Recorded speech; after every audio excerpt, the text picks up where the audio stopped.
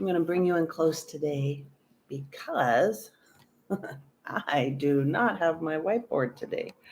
So, good morning. Hello.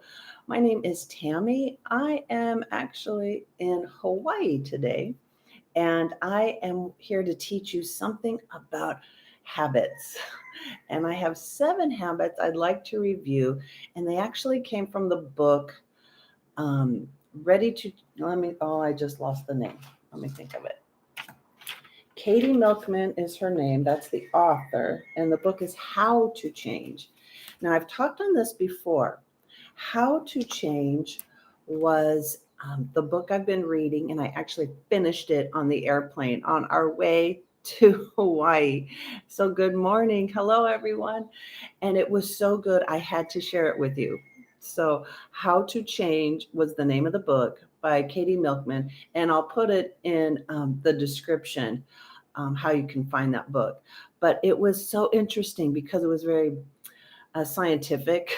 She had studies that showed the proof of what she was talking about. And I love this.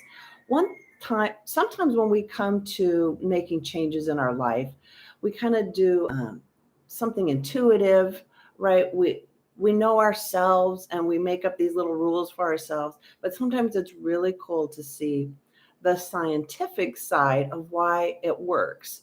And to me, I always like the proof. I'm always asking why. And so I enjoy finding those answers out. So, good morning, my friends. Hello. We're talking about making good habits and how that can impact your business. My name is Tammy. I have a digital marketing business. I promote digital products, and I'm brand new.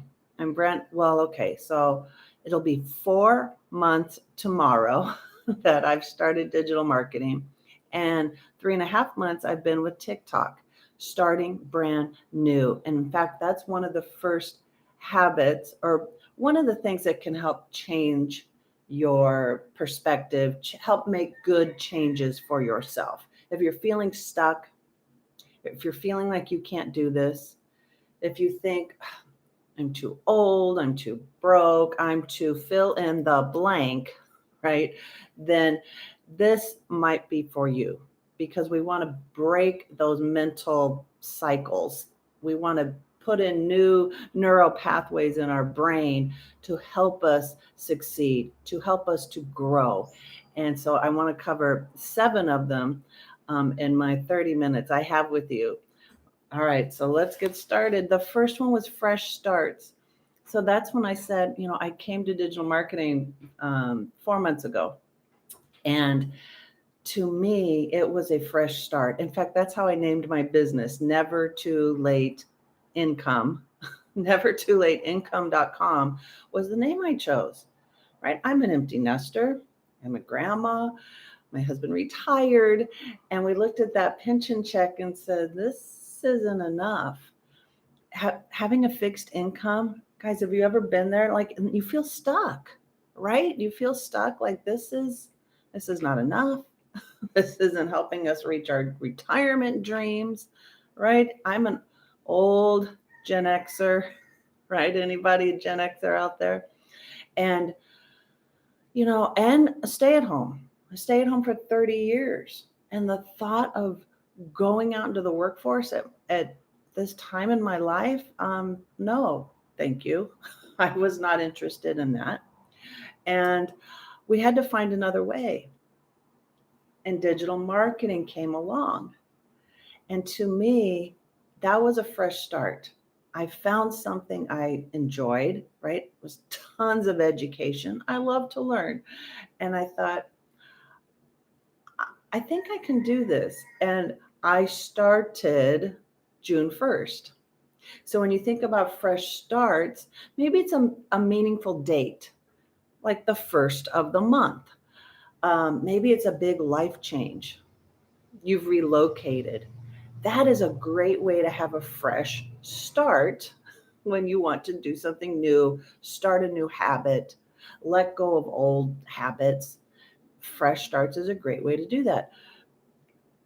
That's why New Year's Day, right? Everybody's making resolutions for the New Year's because it has this feeling of a fresh start. It's a brand new year. Today's the day I'm going to make a change. So, hey, little tip, we joke about New Year's Day, right? And it's just ridiculous. I mean, how many of you have made a New Year's resolution and it didn't stick? After my seven tips, I think you'll have more ways to make that stick. But here's the fact. 22%, it was found out 22% of New Year's Day resolutions do stick. I want to be a part of that. I want to be in that 22% of people that were able to change, make something brand new, letting go of the old, right? I mean, I've had some habits. I'm done. I don't want to go back. And one of them was just having the entire day, right? Like I said, I'm an empty nester. I stay at home, and having the entire day to do the things you want to do sounds so wonderful. It sounds freedom and flexibility, and it's amazing. And then nothing gets done. And if you like this, right? When you have the entire day and nothing gets done, you understand, right? You hear me. What can we do? All right, let me see. What tip number was that? Because I think I'm getting ahead of myself. But that was what I wanted to break. I wanted to be more focused and accomplished. And here I had to learn the habit of a 2-hour work day. How do you do that? Well, for me, when I started, I was getting very rigid. Okay, 8 a.m. Idaho time, 8 a.m. Idaho time. It is now 5:30 Hawaii time, a.m. And I had to have more flexibility. I was very rigid in the beginning. 8 a.m., I'm going live. I'm doing my social media content for the day. And then something happens. And that's when a lot of resolutions fail, right? Don't you agree? And you're tired of that. You're tired of wanting to make a change. You're stuck and you hate being stuck. Well, here's some things you can do to get unstuck, right? The fresh start idea of your breaking those bad habits. And so to me, June 1st, I began digital marketing. And then 2 weeks later, I started TikTok and making 3 social media posts a day. And it became a commitment because I knew I wanted to do something new. That's how that fresh start of habits worked for me. And then I started going live at 8 a.m. Idaho time, like I said. And now we're on vacation. And what do? Right? That's when you need that flexibility and to give yourself grace to figure this out. You realize 6-figure earners, millionaire bank accounts are problem solvers. They do not sit in the stuck. They do not say, oh, it's not going to work. It's not for me. They figure it out. They figure out a way. And that's what I'm doing right now. Yesterday, my time was not my own. I missed a live. And truthfully, I do feel very bad because I wanted to be giving content. Man, I had this book, man, tons of notes I wanted to share and I was ready to go and I had the outline, but it didn't happen. I spent the day touring all of Oahu with my stepmom and dad. I wasn't going to say, hey, pull over, let me find some Wi-Fi, and then we're going to do, we were woken up at 3 a.m. with the roosters. Have you been to Hawaii? Give me a 1 in the comments. Have you been to Hawaii? There's roosters. And they like to talk at 3 a.m. and the sun's not up. And then I didn't get everything done after our tour. It was 8 p.m. and I was dragging. And I said, I'm going to go early, Hawaii time, early to do my live so I could have the free day. But see, that's the point. It's figuring it out. Okay. So we're talking about habits. We're figuring it out. And we're using fresh starts was our number one. Write that down if you're taking notes. and we're using special moments. Maybe it's your birthday. Could be New Year's Day. Could be Monday, right? Monday's the day you're going to start. And today's the day you're going to start something fresh and something new in your life. Number 2, I called it impulse control. This is not the word she used, so don't get confused. But impulse control. Right? How many times are we distracted? Any impulse control people? When you would rather spend time scrolling on your phone, when you would rather do anything than the hard thing, that it's that hesitation. And when hesitation happens, your attention gets diverted and you don't have that impulse control to say, no, I'm staying focused. So what can we do to fix that? One way, and she's got more tips in the book. So the book was How to Change, Katie Milkman, and her second topic was how to fix this impulse control problem that keeps us from having good habits. And it's pairing something you really like with the thing that might be hard to do. So her first example was for herself, and she said, I get distracted and start reading novels, right? That's the impulse control, right? She'd rather be reading something fun instead of doing her homework. And then she's lost time. She can't get to the gym. So as a problem solver, she came up with, I'm going to read my books, do an audio book, and go to the gym. I'm going to do the treadmill. I'm going to do a Stairmaster. So I'm doing the thing I really wanted to do, but I just couldn't get myself there and pair it with the thing I love to do. And lo and behold, right, when you combine these two activities, you freed up time that you said you didn't have enough of, and you go and do. She had time to do her study. She felt better. She got to have her reward, and studying was not put on the back burner anymore. See where I'm going with that? Right? So reward yourself after completing a hard task. How many of you say that to yourself? When I'm done cleaning the house, when I'm done going live or making my social media content, whatever is you're hesitating and you're finding anything else to do, right? That's that impulse control. What can you do to reward yourself after getting it accomplished? It's just an idea, a tip that she had. And by then, now you've created this habit loop, right? You're building on that good habit and you're feeling good about it because you can give into that impulse another way. The thing that you really wanted to do, to go shopping, go window shopping, or to indulge, in scrolling, right? How do you put that into a reward for the good habit you're trying to build?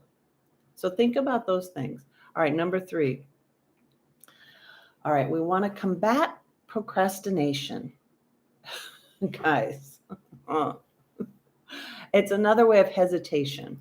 It's another way of keeping you back from doing the thing you want to do, right? You procrastinate. So how do we stop that, right? Because it's not getting us to our goals. It's not getting you to the thing you really said you wanted. Did you want a 6-figure income? Do you want $1 million bank account? Because it's possible. But what are these 6-figure earners doing that I'm not doing at the moment? And it might be procrastination. You're putting off achieving your goals for some reason. So let's say if we can get rid of that and start building the good habits. And one way, this was big, and I remember learning this back in college. They called it a commitment device. Have you ever heard of this? Right? If you ever want to break a bad habit, and whatever the bad habit is, I don't SMOKING. For example, having a commitment device means, if I indulge in the thing I said I didn't want to do, I'm going to put money in a charity that I don't agree with. Like, or maybe I have to pay myself or pay my friend. Can't pay yourself, right? Pay a friend $1,000, right? Have a steep penalty for not completing what you said you wanted to complete. Now, I definitely think there might be two kinds of people. The people that know, I don't have the willpower to get this done. And so they don't take these commitment devices. But then there's the people that love competition. Now they're in competition with themselves and they want to make this happen no matter what. And that fear of loss of money or time or whatever you've made your commitment device to be is that motivation to say, I'm going to do this, I can do this, and watch me do it. Do you get it? She gave examples in the book about bank accounts. It's kind of like having those Christmas funds, right? You can put money in, but you can't take money out. And it goes against that thing I brought up in the beginning about freedom and flexibility. You think all you want is all the freedom and all the flexibility, and yet we're not getting done what we really wanted to get done. What are the goals you said you wanted, and they're not happening? Maybe it's this. You're not getting things done because you didn't put a time limit on it. You didn't make it worse for yourself if you didn't get it done. These are just tips in this book called, why did I forget the name of this book? How to Change by Katie Milkman. And all right, so let's talk about those commitment devices. It's a self-imposed restriction to stay accountable. So she gives an example in her book about university students. And a professor comes to the students and says, would you rather, you have 3 projects due in this semester. How do you want to make that happen? Do you want time, freedom, and flexibility? All 3 projects are due at the end of the semester. Do them when you can, but the deadline is at the end of the semester. Or would you rather have 3 distinct deadlines and a fine, a huge penalty, like, I don't know, you're going to drop a grade on your project or something, whatever the penalty was? Which would you rather? And he gives this in the beginning of class, and students, many picked, I would rather have 3 deadlines and a penalty if I do not make that deadline. Then there were students who chose to say, I'm good. I know myself. I can do this all day. I'll get the 3 projects done by the end of the semester. And that's when the procrastination shows up. right? It rears its ugly head because how many times do we say we're going to do something, and at the last minute, we're rushing around? And actually, these two groups of students, the people that had till the end of the semester had more errors in their projects than those who used the deadline method, who had that self-imposed deadline and a penalty for not completing it on time. So think about that. This, truthfully, that's me. I think that describes me. Anybody else would rather have a deadline. I do this at home, right? I'm grateful if I know company's coming, because then I make sure all the dishes are clean and I vacuum, right? I clean the house. Where if you're stay at home, you get this. I've got all day. Oh, I'll do it tomorrow. It's just me, right? You're not even holding yourself to a standard. And then when the company comes, you know there's a deadline, then you rush around and you put all the laundry away and you've cleaned your kitchen. That's the idea of having these deadlines. But if you added a penalty, think about how much farther you would get. It really helps to limit distractions. I love this example she gave in the book about Odysseus. Do you remember the story of Odysseus and the Odyssey? Or maybe you've heard the sirens call. The sirens were a huge distraction. They led men away from their sailing missions or things that they wanted, and they lured them away from what they were supposed to do.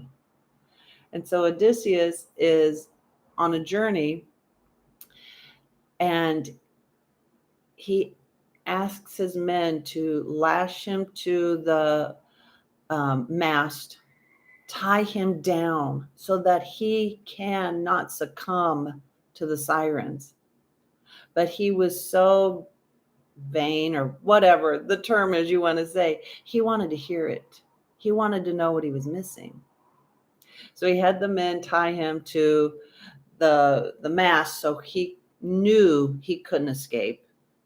And all his crew, they had to put wax in their ears so they could not hear the siren call, and they could do their work. They could do whatever they need to sail through this area. He was in torment. Do you remember this in the story? He was begging the men to untie him, but they ignored him because they knew he said, "Don't untie me. I have to get through this trial." And he makes it out on the other side. This wonderful girl on, gosh, maybe I saw it on Instagram, but she did a reel with her tip on how to stay focused. And if procrastination is your problem, you might need more help staying focused. And her tip was to get duct tape. It said best tool, duct tape. And she would tape one leg to her chair. She'd take that tape up because she needed that reminder. She needed that way to, oh, I got to go get it. Oh, I heard that. And then she'd feel that pull on her leg. I'm like, oh, focus, redirect, and come back to the work she wanted to do. Redirect. Sometimes you need that. You need those deadlines. You need those cues of focus back. Right. I promote digital products, and all we have is a 2-hour workday. But all you have is a 2-hour. You have to harness what that is for you. It's going to take some habit training to make that happen. What are you willing to do to be successful and make that happen? You need to put a little tape on your leg to your chair and say, for 2 hours, I'm going to knock this out, and then I'll have the entire day. What would that mean for you if you could have a 2-hour workday? Doesn't it sound like heaven? If you are a commuter, if you work 9 to 5, a 2-hour workday probably sounds like heaven, because then you have the freedom to do the rest of your day. Maybe you want to be with your kids, or in my case, with my father here in Hawaii. And a 2-hour workday helps me have this time. What is it you're really looking for? Extra income? But at what cost? If you took a second job, what's the cost of taking on a second job? The commute, the wear and tear on your car, the gasoline, the uniform you may have to purchase, new shoes for all the extra standing, and then all the eating out, right? Because now you have less time at home, and now you have to eat out more. And sometimes a second job costs you more money than it was worth getting in the first place. But if you had a 2-hour workday, and I talk about it all the time, I love having a 2-hour workday. One, because it makes me focus. And that's literally this chapter on procrastination. You have to make better habits and change your habits to have a successful 2-hour workday. It requires some focus and letting go of distractions and putting off because you think you've got all the time in the world. If you want time freedom, you need structure. Doesn't that seem odd? We think flexibility and freedom is fantastic. And then without structure, without the deadlines, things don't happen. That's just human nature. But what if you could harness that and change those habits for the better? All right, number four, forgetfulness. She lists this in her book as a weakness, a problem for getting things done. You have your goals to reach. And then forgetfulness steals that from you. So some of the studies she did in the book had to do with voter. How many people forgot to vote? Now, I found that fascinating only because it's always in your face. How could you forget? But the study that they did in the book highlighted things happen, right? And it's true. Life happens. And then the thing that happens once every 4 years, once every 2 years, we forget. I mean, it's true. It can happen. So what can we do? Her other example was just a personal example. She forgot a morning breakfast with somebody who's from out of town, right? Because it was a one time, it's not routine. And she totally flaked out. She forgot. And here, forgetting steals from us. She missed that opportunity to be with her friend, because she got that call a half an hour later. Did I forget something? Dawns on her. Oh, I forgot. What if you could fix that? Right? Us problem solvers are always looking for ways to fix these bad habits of forgetting. And I really like this one. It was planning. I can't tell you how many times I put on the calendar something that's coming up, right? Today's a call coming up in my coaching program. Well, it only happens every few months. This particular person, Laura St. John, is coming to our platform to do some mindset training. Okay, so I put it on my calendar. How often do I check my calendar? Right? It's not always there. So if you could, this is the suggestion. If you could make a plan, find some cues to help you not forget. 2, figure out the how. How are you going to make this habit, say keeping an appointment, happen? I'm going to put my keys by the door with my something, right? You got to have these cues. How are you going to make it happen? Maybe you need to drive somewhere, right? Like a breakfast meeting with someone. I got to get a ride to that. I've got to schedule something to make that happen. When? When are you going to? Well, I have to leave, 20 minutes early to make that happen, right? Practice that routine. And if you live in a household, right, let them know your routine on how you're going to make that commitment happen.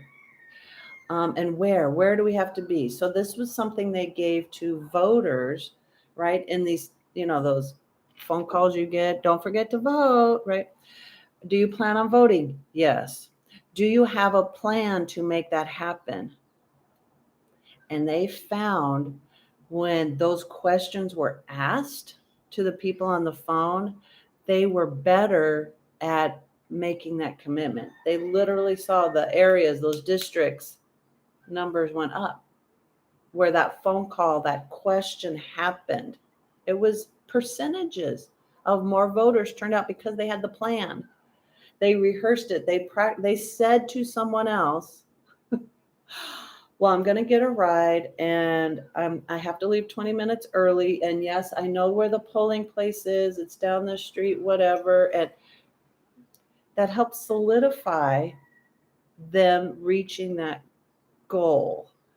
Well, what if you just had the habit, I want to start flossing more? And right, I just had a dental appointment. Do you floss regularly? It's not a habit. So how do we create a habit is, you've got to have these routines, these cues. One of the things the hygienist gave me was have those flossing picks around the house, in the kitchen, at the couch, by the nightstand. If you had them in multiple places, how much more often would you pick them up to use, right? All these cues. So that was just a tip. If you want to reach your goal of saving $10,000, but you're not working towards it, it helps you to, and maybe forgetfulness is not particularly the word for this, but you're not reaching that goal because it's not a priority, it's slipping away from your mind. What can I do to remember? I need $5 a day to go into my bank account versus say $150 once a month, right? What habits can you start building up to help you reach your goals? So I really like that one. I thought that was more interesting to me. Okay, we've got 3 more. Laziness. How do you combat laziness to help you reach your goals? And it's with tracking and accountability. I loved her example. She used Ben Franklin as her example. And I remember studying this with our homeschool group. Ben Franklin had 13 virtues he wanted to establish. And he listed them out, and he would work one at a time, and he would track his progress. And this notebook, right, it's always in front of him. Did I reach this goal of, darn, I can't think of any of his virtues at the moment, but maybe it was a timeliness, punctuality was a virtue. And are you meeting your goals? And it's a check mark, yes, or it's right. He went for, I think he was tracking when he failed, because his point was, I wanted to make a streak of empty boxes, that I was keeping my word and punctuality all the time. And then when I failed, I took the ding. And then she brings up, did you know Jerry Seinfeld did this? I hadn't heard this. This was new. Tell me if you've heard this before. Don't break the streak. That's what Ben Franklin was doing. He established a streak that he did not want to break. And it was everything in his power to focus on that and making that a reality. Jerry Seinfeld's a comedian wanted to have a writing every single day. He never wanted missed a day of writing, of working out jokes, working at that skill. And it was a daily skill. And it's still a daily skill. And he never missed a day of writing. Why? Because he didn't want to break the streak. Guys, you know what came to my mind immediately? TikTok has streaks when you are writing someone. Snapchat has streaks of when you are sending pictures back and forth to someone every single day. And that'll remind you, don't break the streak. They want you on the platform. And so they have these contests called Don't Break the Streak. Isn't that amazing? So where was the other? I started Duolingo. Have you tried this? It's to learn a foreign language, Duolingo. How many emails can you get prompting you to not break the streak? Daily habits make a difference. And it's all based on that premise of you don't want to be like, 40% of your friends who are in Duolingo and break the streak. You want to be like that top 10%. Don't break the streak. Isn't that a brilliant way? I loved how Ben Franklin had this idea, this mentality of daily habits will help him reach those goals, those habits. And now other platforms are using it as well to keep us engaged. I love that idea. Number 6, confidence. I wanted to spend half a minute here. Confidence was huge. Now, you might think Americans in particular, the most confident people you'll ever meet. Many of us struggle with self-confidence. Why is it I'm not doing and continuing to do? You feel that struggle. You feel that I'm not good enough. This isn't working and I'm not a problem solver. And then you spiral and spiral and spiral, right? It's truly one of the keys.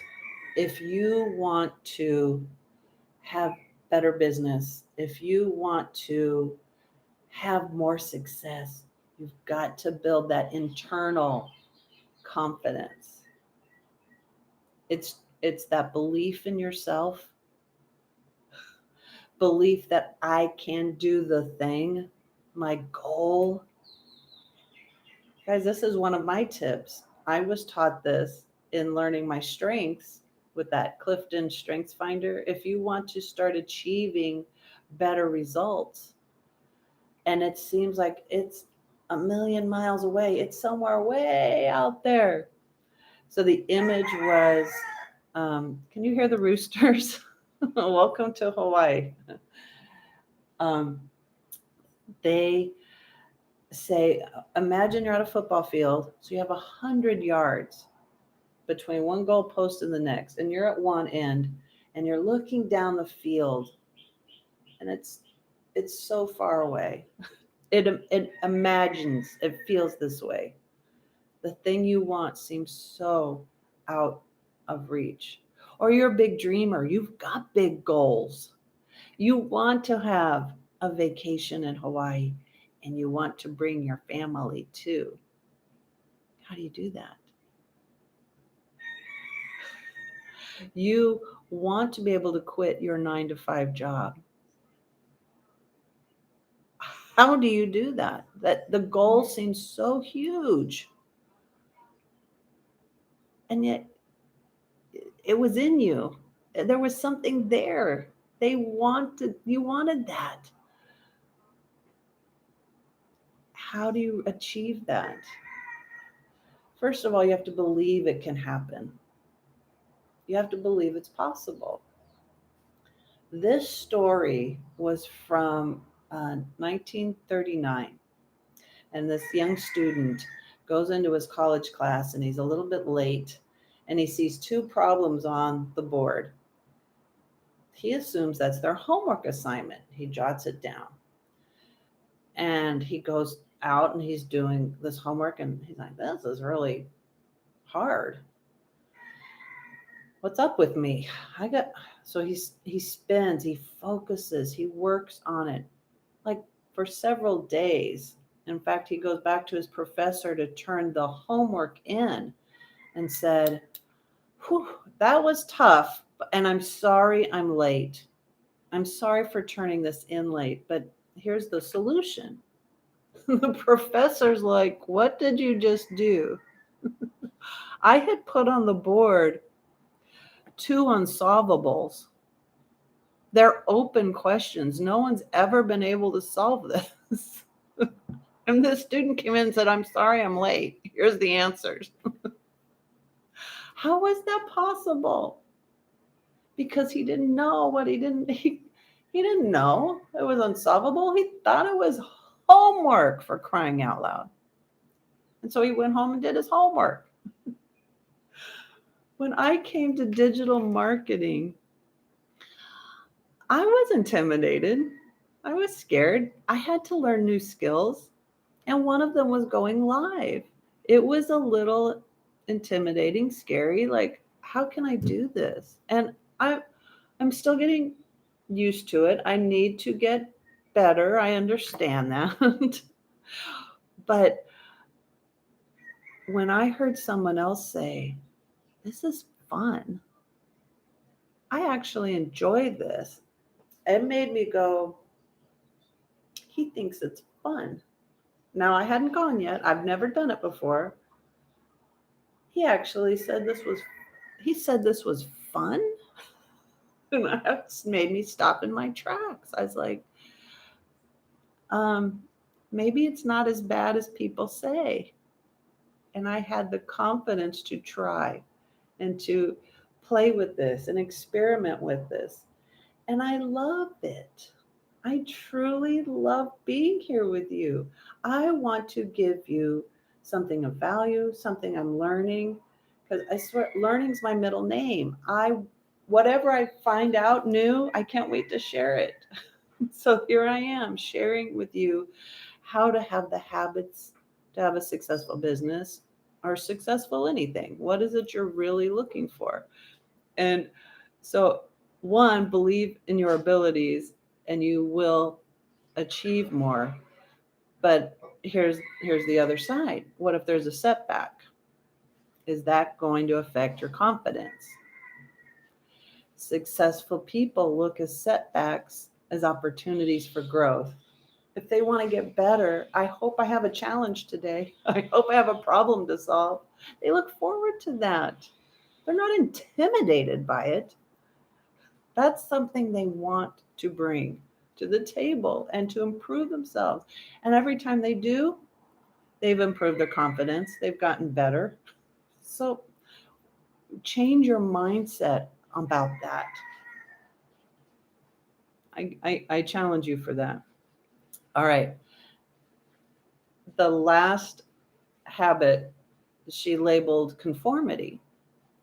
And she illustrated different scenarios of studies that were done on conformity, how we tend to do social norms. So one was the students, she told everybody in her class except 3 people, when you see the dean of our school come up on my projector for a lecture I'm giving, I want you all to stand up out of your seats and cheer and hoot and holler and applaud. But not everybody's going to know this. So don't share this information. This is an experiment. And sure enough, the day comes and they give this lecture. And all of a sudden the kids jump up and they're hooting and hollering and having a great time. And the 3 students, she noticed where they're sitting, and they all sit up and they get involved. They're doing the thing, right? And so she's like, we don't want to stand out. We don't want to look like we're not part of the crowd. And so we'll do something the crowd is doing, right? She gives another example of if you're in a theater and everybody, you didn't see what happened, you didn't hear what happened, but people start rushing the emergency exits. Are you going to go to the emergency exit? Yeah. These were just examples of us doing things because other people were doing them. And she took that information and said, you've heard this. I know you've heard this. You become more like the people you hang out with and the books you read, but the people you hang out with influence you. So choose who you want to spend your time with. And that just leads me back to the community I have in digital marketing. We have a fantastic community. Why? Because they're all business owners, independent business owners who want to provide something of themselves and encourage new people along the way. Isn't that cool? I think that's brilliant. I love that. So if you don't have that support at home, consider joining a group that's doing the thing you want to do and learn from the best. Learn from the people that are successful. I love her idea in the book. She says copy and paste. Copy what they're doing and paste it into your life. That's what I love. That has been one of the easiest habits because I love following 6-figure earners, millionaire people who are giving, that leave clues for me to pick up on and to learn from. So that's something I hope you heard what I was saying today in the 7 habits. And I want you all to think about how you can implement those today. And if you need the replay, it's on my YouTube. Subscribe to me, right? And you can like or comment on this video. I'd love to hear from you. And for my TikTok family, you can find my YouTube link in my bio. You can watch the replay there.